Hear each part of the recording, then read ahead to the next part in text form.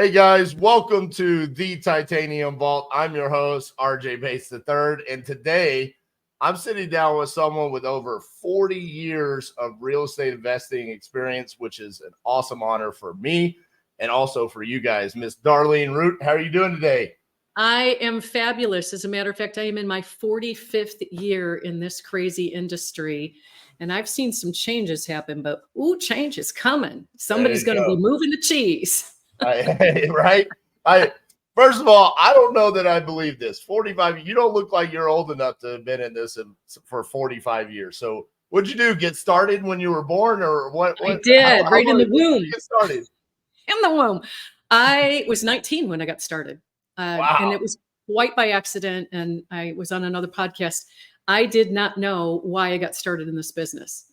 I mean, I can remember back to the age of 19, but I thought my parents put my sister up to having me take the licensing exam because they were afraid I was just going to be some, starving artist. I was a musician, wanted to be a musician. And my sister dispelled that myth about a month ago, sitting here on my sofa. She said, "No, Mom and Dad thought you were stupid and they thought you were going to fail the test." And I said, "Well, why did you even think to take me?" She said, "Well, it was a buy one, get one free sale." And she couldn't pass up the sale. So she dragged me into getting my real estate license. It's a true story. Oh, that's amazing. That was the beginning of my career as a real estate, at that time, a real estate agent. And so just to put a little color on what was going on in the 1970s is we were going into our second recession of that decade. 1975, we had a recession. We figured, hey, we did that so good. We're going to do it again. We're going to repeat. And so I had no clue what a recession was. I think sometimes I like just being the dumbest kid in the room. So if you watch TV, turn your TV off, turn off mass media. They're just not doing you any favors. Little trivia, useless trivia you'll only get here. I haven't had my TV on in 6 years. Wow. I do not watch television at all. I watch a documentary here and there. And my friend came to visit me and we watched a football game because the Lions, my home team from Michigan, they were in the game. But I do not get my news from mainstream media at all. So, everybody's like they're rearranging the deck chairs on the Titanic. Listen to your mentors, listen to wisdom. They're not getting their news from the TV either. So. I love that. Well, I will say I don't watch a lot of TV. I definitely don't get news from the mainstream media, but I couldn't go without sports. I have to watch my sports. So TV's on every night. It's playoff season, maybe. I'm watching NHL, NBA every night. So there you go. So real quick question about the music career you were hoping you were going to have. You said Deep South before. Were you planning on going to Nashville? Were you going to be a country and Western singer? I actually was, which is interesting. My musical kind of genre is a little bit of gospel mixed with a little bit of twang. And I'm from Michigan, go figure. And I had designs on doing that. I really wanted to be in the industry. I enjoyed the stage. And the funny thing is being in real estate, I still got to live that dream of being on the stage. I just performed with a bunch of groups and performed at night. And it seems to be a common thread with people in this industry that they're also musicians. So I think that's the qualifier right there. If you're not going to be a musician, you can't play in this pool. So complete to steal my partner's saying, Side Note Nation. She loves doing Side Note Nations. So before we carry on, I promise you we're going to talk about real estate and we're going to have a great conversation. But several years ago, I was a member of Investor Fuel, and Mike Hambright's wife gave us all a book, and it was a bucket list book. And you were supposed to write down all of the things that you want to do in your life. So I took it way too serious, and I decided for every day for a year, I was going to write down things that I wanted to create or do for my bucket list. And one of those things that I wrote down is I wanted to record and release a song. Now, here's the thing. I cannot sing on any level, okay? It just does not sound good. When I sing in the car, I think I sound like the singer, but I have recorded myself, and it is not like, it is horrible, okay? So I came to grips where I was like, I really don't think that I could record anything. I don't think there's enough auto-tune in the world to make me sound good, okay? But I do have a song that I am releasing very soon, and it will be on Spotify. It'll be on Apple Music, and it will actually be me on there with a band, and I get credit for it because I helped them write it. So I don't actually sing, but I helped them write the lyrics, put it together. And so I found a loophole where I can go check it off my bucket list. It's like, hey, I wrote a song. I released a song. So good for you. Too bad I didn't know that. I could have been the doo-wop girl in the background, you know. Yeah, there you go. I don't know. It's a little bit different style. It's kind of heavy metal rock with some rap in there. Not sure. It's fun. It's called The King Closer. We're actually, the only thing I'm waiting on is the album artwork, and then we're going to be releasing it. So, all right, let's get back to real estate. Good for you. That's my Cassie side note nation. All right. So you got started when you were 19. You got started as a real estate agent. When did you become an investor, and how did that kind of come about?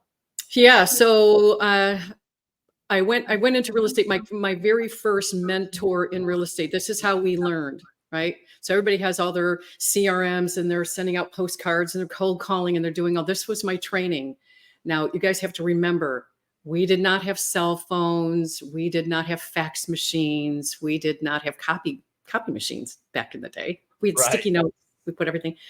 So I said, well, what do I do? And he handed me a phone, a landline, and a desk with no chair, and said, here's a phone book, start dialing. Ooh. And I went, where's the chair? He said, no, I want you to dial until you really feel like you want to sit down, because that's when you're going to go out and start door knocking. You can sit in your car and wait. Kid you not. That was my training.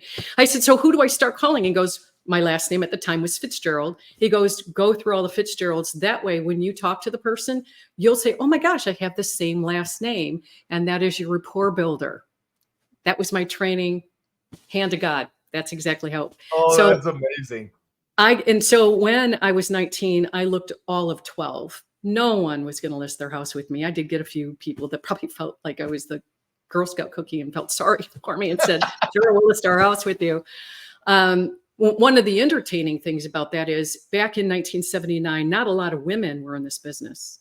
It was predominantly male. And so I think some of the women were like, oh, she's sweet, let her in. And so that was how I got my foot in the door. And all my listings were like Fitzgerald. So then I asked my broker at the time, I said, Nova, how do you make your money? Because he was always driving a really fancy car and wore a great suit. And he said, I'm a real estate developer and investor. And I said, what does that mean? And he said, well, I buy other people's homes. And I thought we lived in houses for free. I had no idea there were mortgages on them. I just figured I have a roof over my head. So he said, if you want to be a real estate investor, meet me back here at the office on Saturday, and I'm going to have you tear down a house, because he was going to develop it. And I said, well, that would be fun. So I'm going to fast forward through all the shenanigans that went on with this. Suffice it to say, me and a bunch of friends got together, and we were going to work for a case of beer. That was going to be our payout.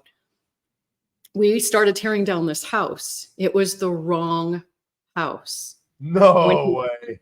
True story. He pointed, and I said, okay, Novi, what house? And he pointed, and because there were 3 houses on that, and our office was a house. He said, that house right there. No problem. Started, and it just did not feel right. Cops came, owner came home, and then Nova had to pay to have that house repaired. So if you're looking for a coach, their methodology can't be point. They have a better plan than pointing you to tear down the wrong house. So that's actually how it got started. I thought it was, when I said, well, what house did you really mean? He leaned me over and he went, that one. And it was this shack. RJ, you could have taken it down in 22 minutes flat and stacked up the wood. So I got a really good lesson. And I said, are you going to fire me? And he said, no, I've invested too much money in you. I'm going to teach you the ropes. He was my first real estate mentor. And then I went, back then, you didn't have Zoom meetings to learn stuff. You actually physically had to get in the car and go to an event. I learned how to wholesale. And when I learned that, I jumped in feet first. Never list. Well, I can't say I never listed and sold a home after that, but wholesaling was my go-to. It was perfect for me. I didn't have any money, so that was a perfect, like, what? I can just flip contracts. I'm all in. So that was my start to my humble beginnings way back in the 1970s. So what was different about wholesaling? Obviously, marketing was different and things like that, but was there anything different as far as like assignments, double closes? Was the paperwork, was the process different back then? No, the process was easier. I'm going to say it was easier. I just happened to go to the house to list it, stuck my sign in the lawn, and I said, well, I can purchase it. I went and grabbed the sign out of the lawn, stuck it in my trunk. And as I'm leaving the property, a guy pulled up and said, I just saw a sign there. Is that house no longer for sale? And I said, well, why? Were you going to buy it? He said, yeah. I go, for how much? And I did the contract, sold it to him, did it on the trunk of my car. Wow. It was super simple back then. We didn't have the regulations that we have now. People didn't get their nose out of a joint because somebody was making a buck. Fast forward, now regulations and so forth, and we're probably going to talk a little bit about what's coming down, but it started to change. You had to market it. A lot of people getting into the industry. Now I'm fast forwarding to mid 90s, early 2000s. That's really when the cheese started to move. When people were getting a little bit irritated that, wholesalers were making money and, hey, we can make a lot of money in this business. But then the greed factor kicked in. Of course, social media came online and the rest is now recorded history. Everyone's flashing checks and driving Lambos and chest thumping. And so it is changing the dynamics of things a lot. Yeah, I always tell the story of the gentleman who stood in front of the room. I wouldn't say he taught me wholesaling. He was the salesman that they put on stage at the seminar, hotel seminar, where I learned what wholesaling was. And, his pitch was go to the back of the room at the end. And that's where $65,000, that's why I swiped. But when he was standing up there, he was, early 60s, late 50s, white hair, super fit, wearing leather pants. I swear he had to put baby powder on his legs just to get the pants on. And he's bragging about his amazing house on Camelback Mountain in Phoenix and his expensive cars. And he's like, "Now I've done all of this with selling pieces of paper." And it's hilarious because when I look back at it, it was like everything he said did not mean anything to me. It was not the pants. It was not the house. It was not this or that. It was just, can you just please teach me how to wholesale? Yeah. I want to do it. I know I can do this, but what is it? Teach it to me. And I always look back at that moment and I'm like, I wonder how many houses that guy actually wholesaled. Because look at it, it's like, I don't think that he was actually as successful as he said he was. And that was 2014. I mean, you're talking about that was already 30 plus years after you had been in this industry. So before we get into what's happening today in 2024, I do want to ask you, as someone that's been doing this for 40 years, what advice would you give to the people to be able to sustain a wholesaling business? Because everyone wants to just use wholesaling as like a starting block. And yes, I think I personally disagree with that. I'm like, wholesaling can be a business, create it as a business and live in that as a business. Why? And you've done it masterfully.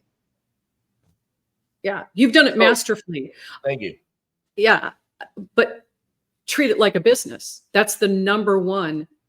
Treat it like a business, because in any business, you're constantly having to market. However you're teaching it, however you're doing it, you're either marketing or cold calling or doing whatever it is you're doing. And it's so easy to find sellers now. It makes me crazy that people are buying all these expensive tools when there's a few tools you need in your tool shed, right?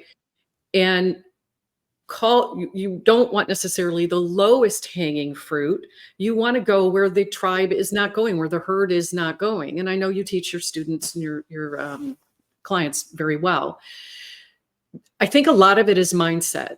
And so when we're dealing with a seller, and this is going to come in a conversation that we're going to talk about not only the NAR settlement, but also what's going on in all things wholesale. When you're dealing with a seller, you're dealing with someone who is operating out of their amygdala. I do a little bit with neuroscience in the brain. So bear with me when I get all geeky on you guys. They're in fear, fight, flight, freeze, or fawn. They're having the D's, as I call them: disease, dog poop, that's landlords who no longer want their property, death, divorce. There's a litany of things. You already know this. When you're dealing with someone in that frame of mind, in that state, they're in their sympathetic nervous system and in their amygdala. And I had the joy of actually going into foreclosure when I lost a business. I zigzagged out of real estate for a nanosecond and opened up a frozen yogurt business. Ooh. How hard can that be, right? You want gummy bears on that? Yeah. That was in July. I forgot we have February and nobody came. So we lost everything. They towed the cars away and our house went into foreclosure.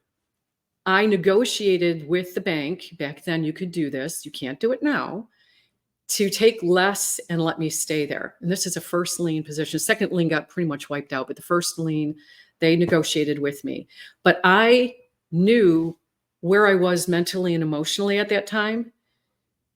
I was not governed in any of my decision-making processes at the time. Just lost a business, total bunches of money, my life savings at the time, and now they're towing the car away.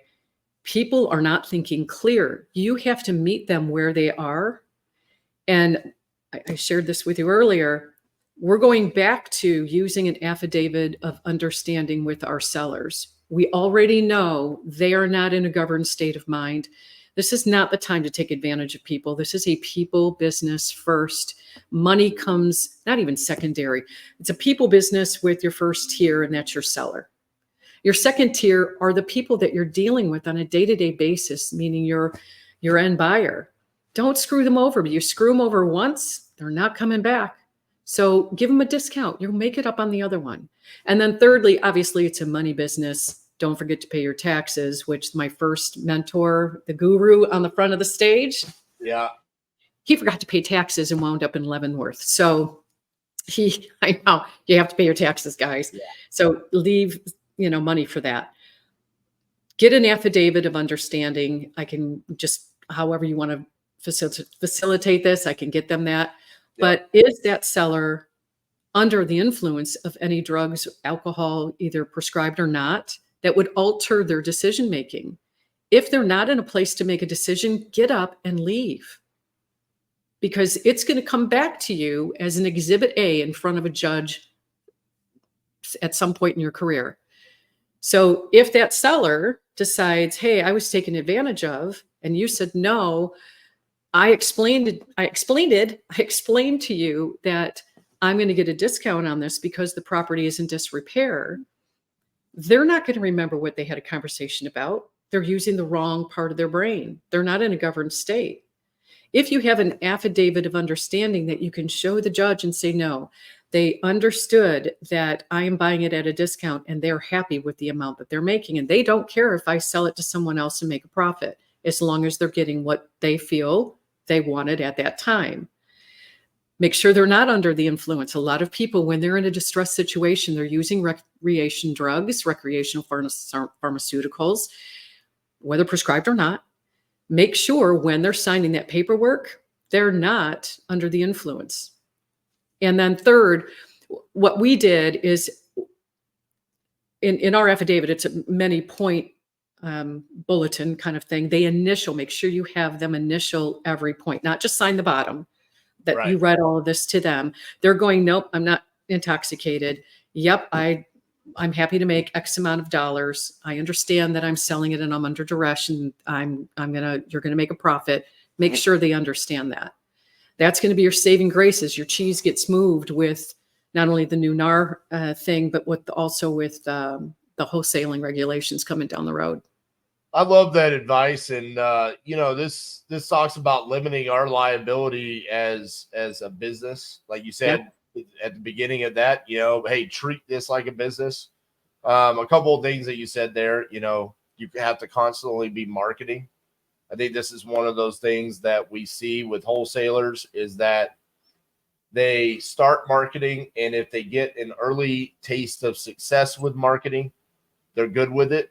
The moment that there's not consistent success with it, maybe if it's just one campaign, one direct mail campaign, one list, cold calling, whatever it is, they pull the plug and just stop doing that marketing, and then they want to go to something else.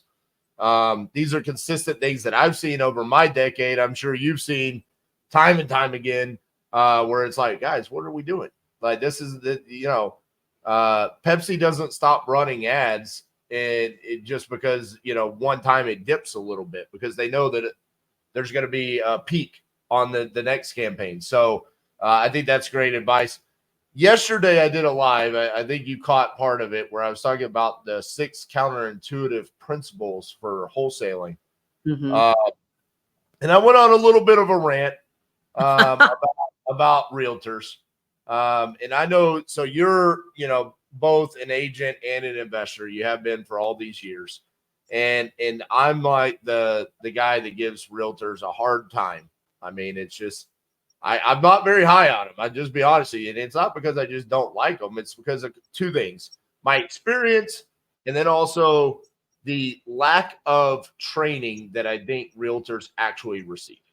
I think it's one of the lowest barrier of entry, careers that you can get into. That's a fact. I mean, it's 2 weeks of courses and like a handful of tests, I mean, it's like, and now you're licensed, you're the professional.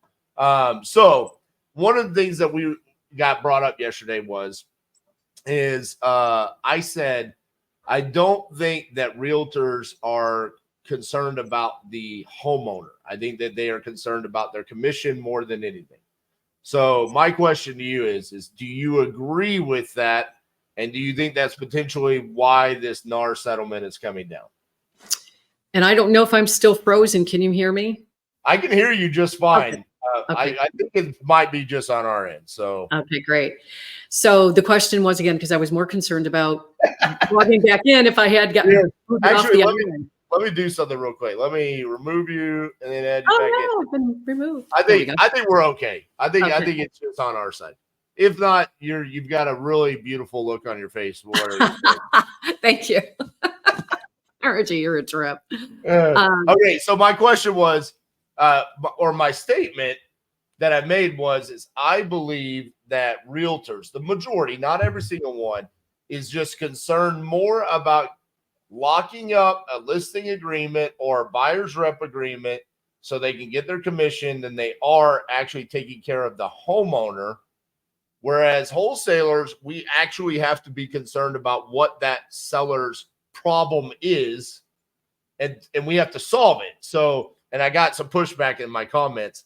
So as both, what do you think about that statement? And do you think that could potentially be part of the impact of this NAR lawsuit that's coming out? Boy, great insight, RJ. Here's wearing both hats, right? Broker, real estate agent, or licensee, and an investor. So the difference, let's clear up some definitions just for the sake of argument. A real estate licensee is not necessarily a realtor. I am not a realtor. I'm going to use Woody Allen, I think, said it best back in the day. He was a comedian from back in the day. Any club that would want me as a member, I don't want to be a part of. So I feel the same way about the real estate association. It is a policing. It didn't start off that way, but it is an overregulation, in my opinion, that you have to do certain things a certain way. Your broker has to belong to the association, and then you can belong. If they're not there, you can't as an agent. I am a broker and an agent, non-realtor. I maintain my real estate license for a couple of reasons. I figure I got it in 1979. I probably have one of the oldest real estate licensing numbers out there. Starts with a 0. There you go. And then I got my broker's license in 97. It does make things easier if I'm getting a referral fee. So I will say that when I got into the industry, it wasn't regulated so much by NAR, National Association, or our local association. Michigan is the state I'm from. It was policed a little bit more heavily by your peers. We held each other to a higher standard. We called each other out if things were not, good. And your broker 86'd you, got rid of you if you weren't playing nice in the sandbox. Now, just like California in 1973, every third person had a real estate license. Times are a good, and when times are golden, people are riding that gravy train. And if you can basically fog a mirror or have a pulse, you can now get a real estate license. Yep. It's cheapened the brand, and there isn't enough quality education from the local brokers to, and we do have to take continuing ed every year, but it's usually a joke. There isn't enough quality. Like, this is buyer's agency. This is how you fill out a contract. Good. We learned that in pre-licensed law. What I want to know is— one second, Darlene, because you talked about that continuing education. Okay. I'm just going to throw this out there. I've watched my partner have to do that every year for like 8 years. Okay. It is no different than defensive driving. Okay? None. Taking it online, and it's literally like, watch this video. She plays the video and then goes and does something for an hour. And then the video's over, and you go take the test as many times as you need to take it until you pass. And then it's over. You've continued your education. That's it. Joke. It's a joke. Now, I and my peers don't do it that way. We do take it through an attorney, and the subjects are a little deeper, and there's a little bit more interaction, and it's used. It's a networking thing too. Let's not forget, we do need to network with the people we're in industry with, because that's where you're going to know, are they investor-friendly agents, or are they just banging it out and getting commission and, going and watching their son play t-ball while they're writing up a contract? The professional standards became weaker when NAR's voice became stronger. That's an opinion. That's not— I can't find statistics on that, but we have this— I call it the union that will back us up, and that really ruined the face of what's going on. You get too many people, too many cooks in the kitchen that spoil the stew. They get in real estate because it looks like easy money. What part of the brain are they using? They're using their limbic system. They're using their hippocampus, the happy camper part of the brain. I'm going to make a boatload of money. This is going to be a blast. Or I'm getting in because I need the money. That's more of an amygdala. I need the money. I have to make the money. Then they get in and they actually have to what? Pick up the phone? No, you're kidding. I thought I was just wholesaling contracts. Right. Well, you have to talk to people. If you're doing it just because you want to, make big fat checks, and you're not learning it to actually create a business out of it, you got into the wrong business. This is just like any other business. If you're selling widgets, you're going to run it like a business. If you're doing wholesaling, you're going to be held to a different standard, because let's face it, a lot of brokers and other licensees don't really like what we do. Why? Fear. They have fear that we're taking something off their plate. Brokers are usually behind the agent's decision not to work with an investor. Wearing a broker's hat now, I'm paying errors and omissions if I had agents, which I don't. It's like an adult daycare. I don't want to have a bunch of agents. Good grief. You have a bunch of agents running rogue, doing their own thing, Xing out contracts. You can't police 200, 300 agents. Most real estate brokers are not investors either. They may have a house here and there that they rent out, but they're not doing contracts. Right. So a confused mind says no. If the broker doesn't understand it and they're not willing to educate themselves, they're going to tell every one of their agents, don't do it. There could appear to be a conflict of interest. So as a broker, if I had a bunch of agents and they're off wholesaling it, you're the fiduciary for that seller. As the fiduciary, you're doing what's in their best interest. Now, of course, then buyer's agency came along, and now we have the whole NAR thing. That's the fallout of that. But back in the day, you had a single purchase agreement, and you were representing that seller, and the buyer knew it, but the seller was okay because to pay the commission because you brought the buyer to the party. Right. So now you have buyer's agency. What hat are you really wearing now? Because now you become the buyer in the transaction of where you may have listed that property or could have listed the property to get them the highest and best in the shortest period of time or a time frame that made sense for them. That's going to be the argument. Did you act in fiduciary for that seller? This is for the agents and the brokers. That's a really big question, because if I got you under contract or I came to your door under the auspice that I was going to market the property to the highest pool of buyers to get you highest and best, and now I'm inserting myself as a buyer, but I already know your pain. I'm using that pain kind of against you. Yep. And so now I become a dual agent.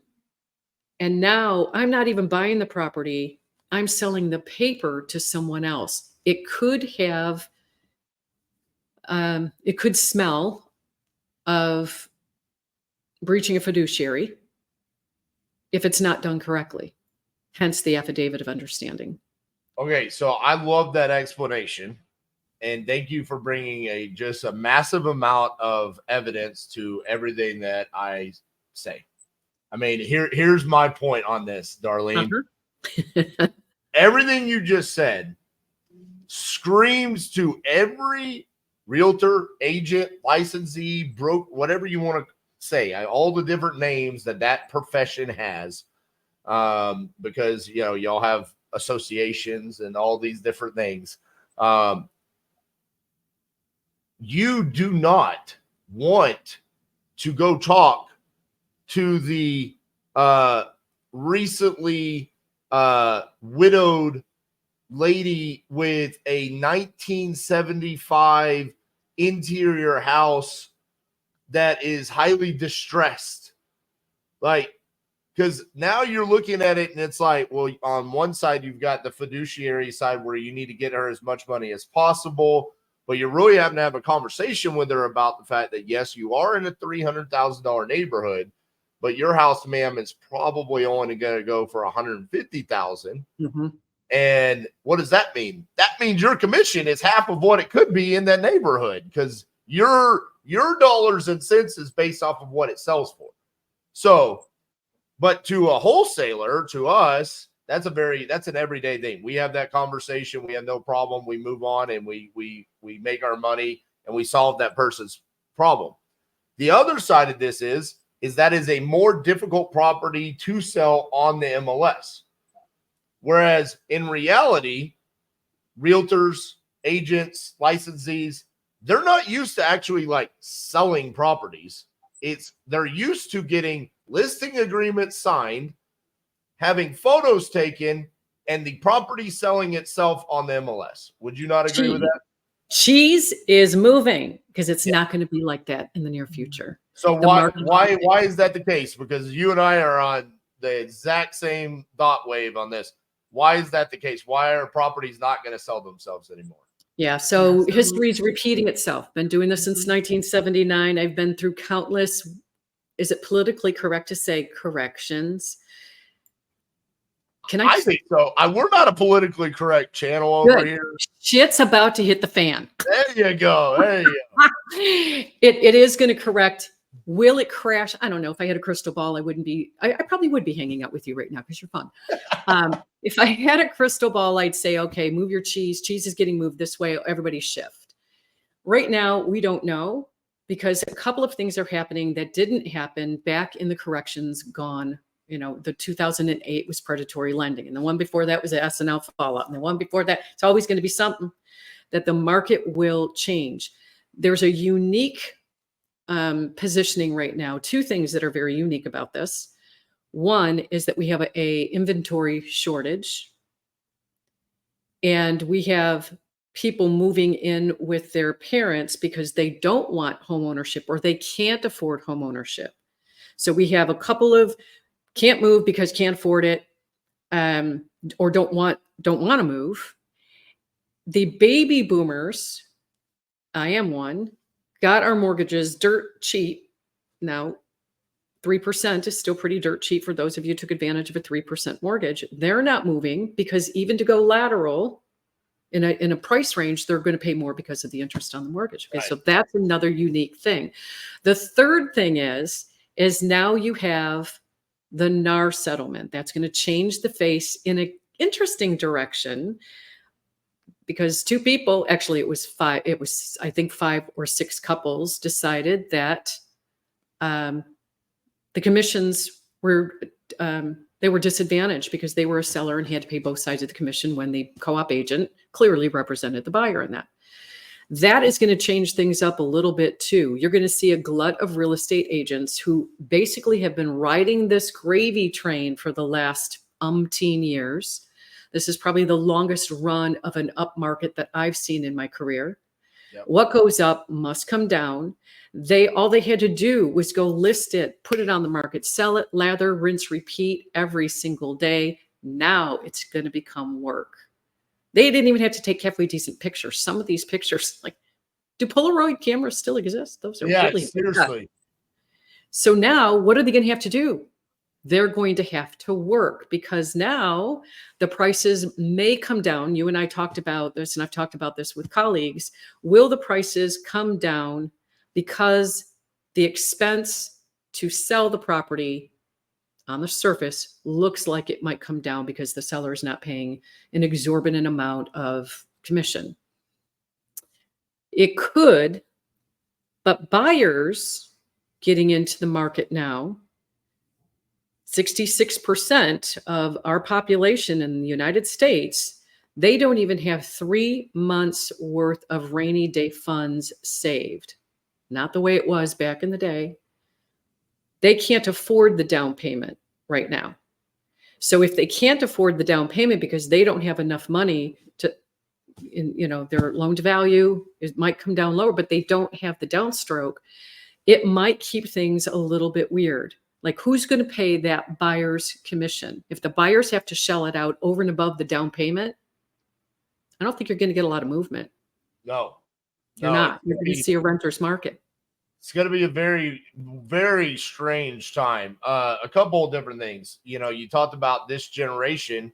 It's a very weird generation that doesn't want home ownership. They're completely okay with renting. They feel like that's the smarter way to do things. So that's one weird thing. Mm-hmm. The inflation. You talked about they don't have 30 days of rainy funds. They can't even afford milk and eggs. No. It's ridiculous how much just everything has gone up as far as inflation goes. The interest rates, we're artificially lowering them because Sleepy Joe's got to get reelected, right? Mm-hmm. What happens come December? I guarantee those interest rates go right back up, right? Absolutely. Right now they're saying, they're going down. It's like, well, of course they're going down. We can't be that stupid, right, America? We're not that stupid. Please tell me this audience is not that stupid. Yeah, so we have another cheese moving. So this is like a whole charcuterie platter right here. Right. Going on. We need some salami on here.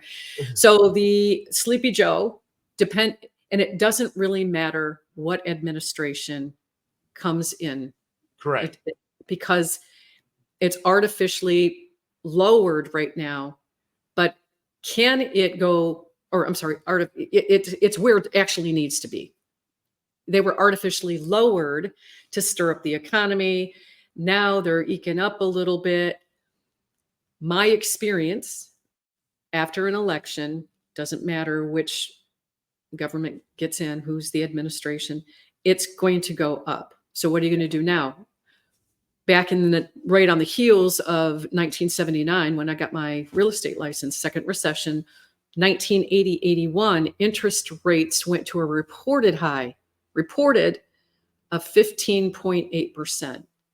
I saw them as high as 22.8%. I'm a brand new licensee, brand new in the real estate business. Creative financing, a lot of wholesaling was done. We cut our teeth in that era because we were resilient. We didn't have a gravy train market. At least I didn't coming into it. We learned how to be resourceful, but we also worked with the other players in the game, even investors. Everyone played in the sandbox. Investors were respected amongst agents and vice versa. And so that great divide needs to be, that was like the parting of the Red Sea. We need to come together and work harmoniously in tandem with real estate agents and with investors. There needs to be some education around that. Like, how do we do that?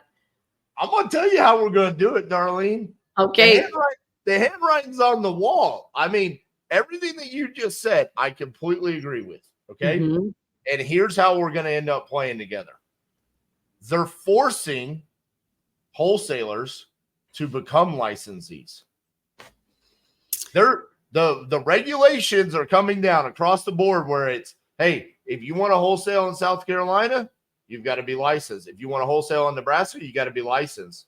Okay. So state after state after state is going to make us become licensed. Guess what? We're not going to be working together. We're just going to become one and the same. Well, let me shed some controversy on that. Okay. I'm going to be the contrarian on this, only because I'm licensed. I realize that if you're selling more, and this is Michigan, if you're selling more than 5 properties per year, you need a real estate license. If you're engaging in the transaction of selling real estate, the key word here is real estate. When you're wholesaling, you're not selling real estate, guys. You're selling paper. Right. Because you're not closing on that deal. That's where wholesalers got in trouble, is they were marketing, I'm wholesaling this property. Change your language, guys, and change the way you do business. I'll have a workaround for that. If you become a licensee, and I love your thinking on that, let's all go get our licenses. If you are with a broker who has the fear of the powers that be and is not part of an investor coalition to make investing great again, they are still going to say no, because you're not acting in the fiduciary capacity for that seller. You're going into that understanding that you're going to have to start splitting some of your fees with that broker. What's the workaround? Investor agents become brokers and work with wholesalers and have them in your fold. Just don't belong to the MLS. You don't need to. If you need to put that home on the market through an MLS situation, refer it to a licensee. I am a broker and I would not belong to NAR. I love investors. I know how to play nice in the sandbox because I are one. I hear you on that. I think, listen, we're America. You cannot take the capitalists out of us, no matter how much they want to make us a socialist society. We're just not. We're capitalists here. There's going to be brokers that look at this and say there's a massive opportunity. I want these guys that are going out and are generating 30, 40 contracts a month. I want that coming into my brokerage because that at the end of the day, where I think wholesalers beat realtors every single day is that we are marketing consistently so much better than real estate agents and realtors. I think we beat them on our marketing side. We're talking to more sellers every single day than they are. And for the very reason, licensees got into the industry because everything was wine and roses, and now shift is happening, right? It's changing. Cheese is getting moved. The challenge with it, and NAR doesn't set the standard for, license law. It's your state. I'm licensed I live in Florida, but I'm licensed in the state of Michigan. Right. State license law. You have to act in the fiduciary capacity. What's the workaround? What I did, and this is the business model that I probably will go back to, is I used trusts. The seller put the property in a trust. They were the beneficiary. I was the investor beneficiary. As soon as checks were sliding across the table, I now own beneficial interest in a trust that owns the property. Is there a transfer of real estate here? No. It's all anonymity. It's all done under the table. Then I can sell that beneficial interest to the end buyer, a rehabber. He can buy my beneficial interest. No transfer of real estate, No, Zillow doesn't know what happened. There are no tax pop-ups.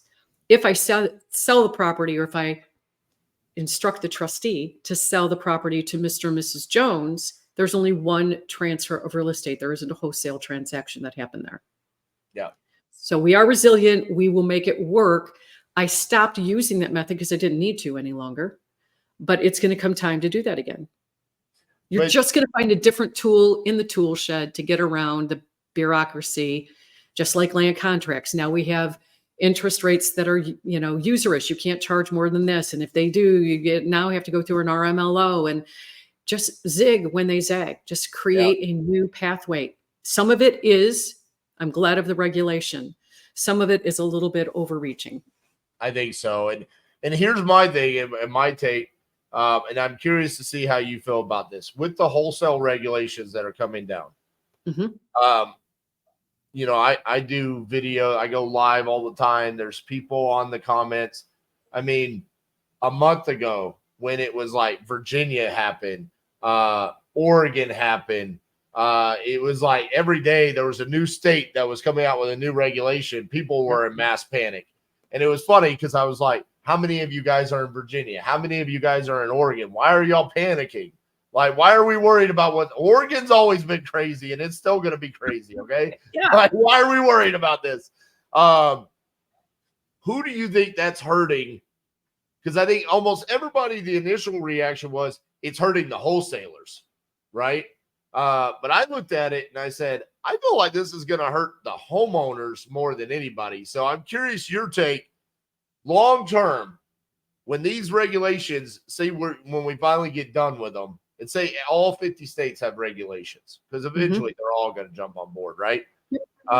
Let's just assume all 50 states go crazy and we all have some sort of regulation. 2-3 years after that, who's impacted the most? Is it the realtors? Is it the wholesalers? Is it the homeowners? What do you see happening? Homeowners are going to get shafted in this one. We're buying distressed property. We're not buying this lovely granite countertop, new wood floor. We're buying things that still have paneling on them. I have a friend who just texted me a picture. Paneling, it was like 1970s. I wonder what's behind there. We're buying homes that Mr. and Mrs. Jones and their 2.5 kids and a dog, they're not going to live in it. Back in the day, we could do that. A buyer would put sweat equity into it. Buyers want to move in, hang up their coat, and call it a day. They're off to play pickleball. That's here. They're not going to buy things that need work.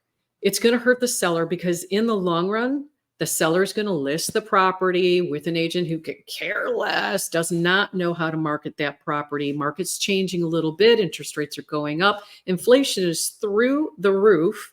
And that's a topic for a different day. And now the seller is caught because they have a distressful situation. They need to, it's foreclosure. Let's call it a pre-foreclosure. Michigan, meters running. They need to get rid of that bad boy in a New York minute, because otherwise it's going to go to foreclosure and they're going to lose the whole ball of wax. Yep. We come in and we save the day. A agent is not going to do that. They're going to, put it on the MLS and we're going to attract the most buyers. No, they're not going to be able to pull up with cash. Yep. They're not going to be able to get a mortgage because the value of the property, hear this agents, the value of the property is not the same. The now value is not the same as the ARV value. And a lot of people that's how they're listing it. ARV value, maybe take off a couple bucks. Then the commissions have to get paid. Sellers are going to get the shaft on this one. I'm with you on that. And here's you're right on the realtor side of things, but on the wholesaler side of things, what I see is that no matter what, we are resilient. Like you said, we'll do the trust route. We'll do the double close route. We'll find a way. We're still going to exist. But what this did is it eliminated competition.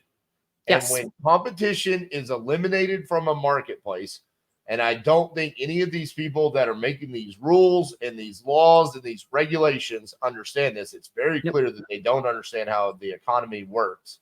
Is that hurts the consumer.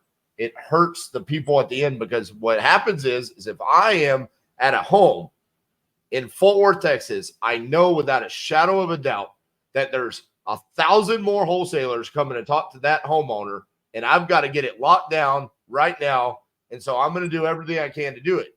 But if I talk to a homeowner in South Carolina right now, I'm like, South Carolina's got some pretty strict regulations. I might be one of only 2 people you can even talk to outside of licensed realtors. And I know licensed realtors don't do a good job solving your problem. So what happens? My price goes down. Absolutely. It's going to be adjusted accordingly. Who set the regulations? Who had the fear? Success leaves clues. Follow the chain all the way up. Who stood to benefit from making the regulations? Certainly not the homeowners. Certainly not the wholesaler. Could it maybe have been the brokers? Could. Yeah. I'm going to say that there was fear. I hate to shoot myself in the foot. I'm not shooting me in the foot. I'm just a broker. Because now that the cheese is moving and the market's correcting and agents are bailing, they're going to lose that desk fee. It depends on what type. If you're brand X, you're getting paid irrespective, but agents are going to go, I'm not paying $2,000 a month. I'm not making any deals. And you won't let me real estate invest because you have fear. And if I do purchase a property, I still have to give you part of that franchise fee or whatever that fee is, because you're going to get feed up the yin yang. So factor that in. If you guys decide to go get your real estate license and you put it with big box broker, that big box broker has to pay their overhead. They're going to want you to enjoy part of that, the convenience fee. If you go to a boutique broker, it might be a little bit different. Make sure the broker you go with is an investor as well. Interview the people. So it was the regulations were set by fear always. There's fear, but there's also greed, because on the other side of fear, there's greed. The greed was, how do I benefit broker, big box broker, by bringing more investors into my fold? I know that there is a plethora of them. I'm going to get desk fees, franchise fees. What's the answer? Don't go to a big box broker. Go to a boutique broker. So if you feel like you really need to get your license, you also have to follow the state license law.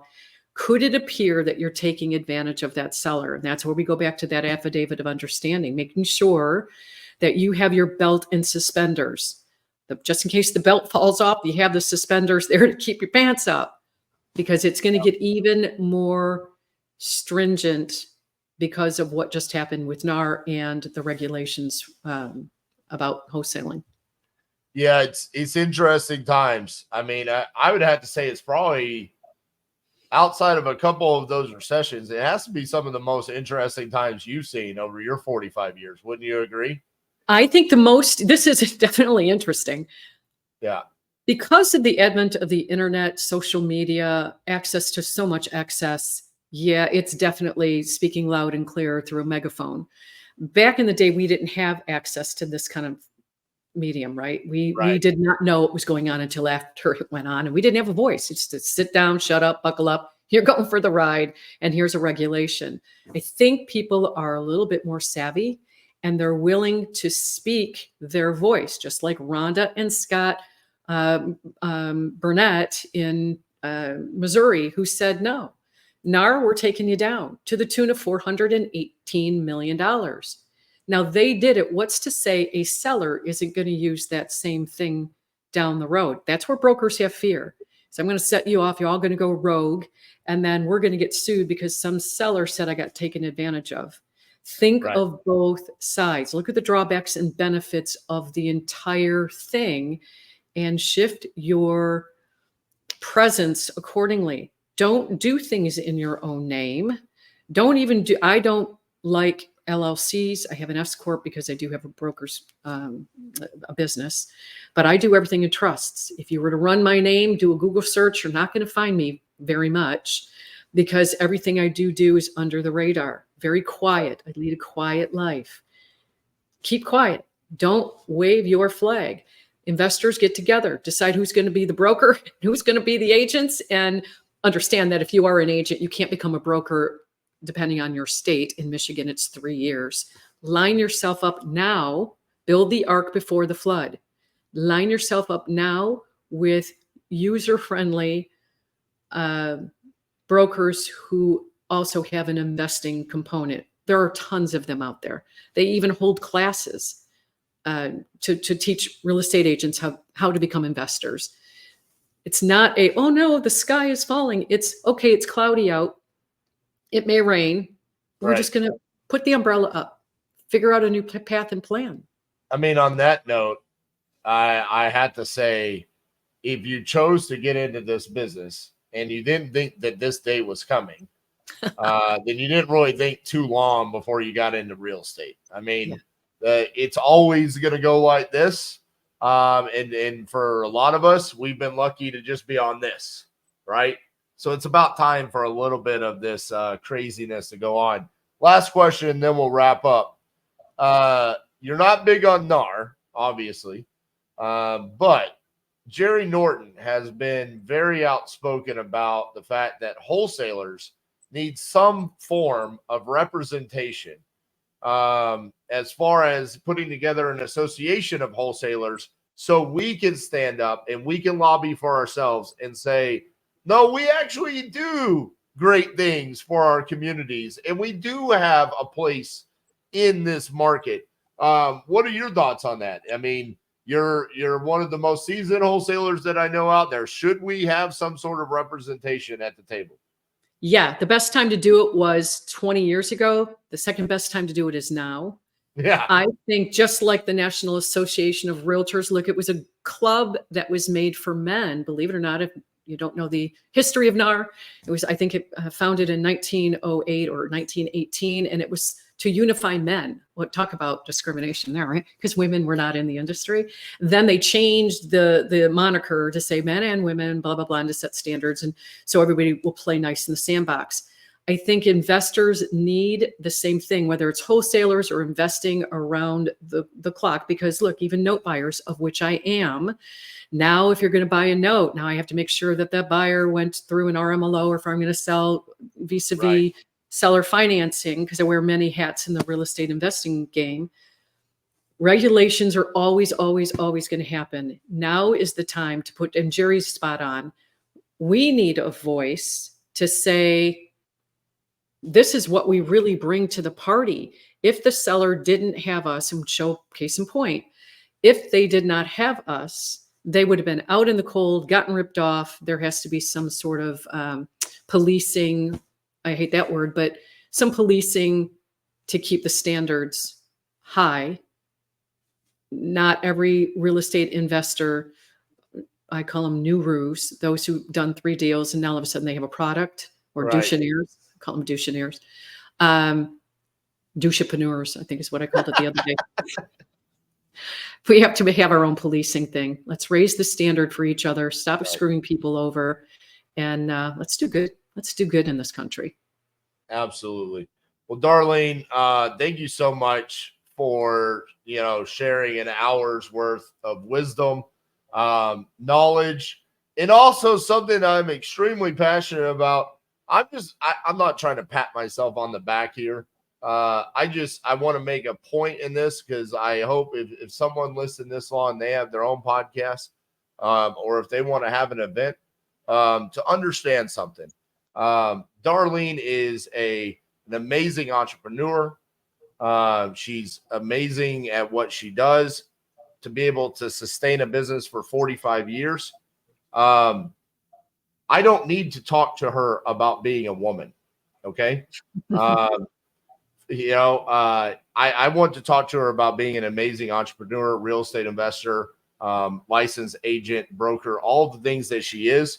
I get so tired of when my partner gets asked to do something and she doesn't get to showcase her experience and her knowledge and the wisdom that she has over being a entrepreneur for 14 years. And she has to talk about being a woman and what is it like to be partners with such a strong male. And it's like, what are we doing right now? Like, no, I love this interview with you, Darlene, because very little of it had to do with anything outside of just facts, real estate investing. Like, this is what we're doing. Let's move the needle. Let's try to be better. I love that. And I just want to bring up that point because sometimes I get so annoyed because here's the thing, Darlene, it is a fact. There are not very many women inside of real estate investing that put themselves out there. So at times I struggle with finding strong women to be able to interview. But when I do, it's like, should I really be talking about the fact that she's a woman? I don't think so. So I just want to bring up that fact. I love the fact that you just came out here and you did your thing just like anybody else. So thank you. Guys, if you enjoyed today's interview, make sure to leave Darlene a comment on YouTube.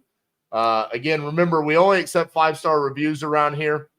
If you didn't like today's interview for whatever reason, that's okay. I have a solution for you. You go to Steve Trang's podcast, Real Estate Disruptor, and you leave him a 3-star review, and you let him know that RJ sent you, okay? But if you like today's interview, you leave us a 5-star review. All right, guys, that's all we got for you. We'll see you guys next week. Thanks, guys. Fun.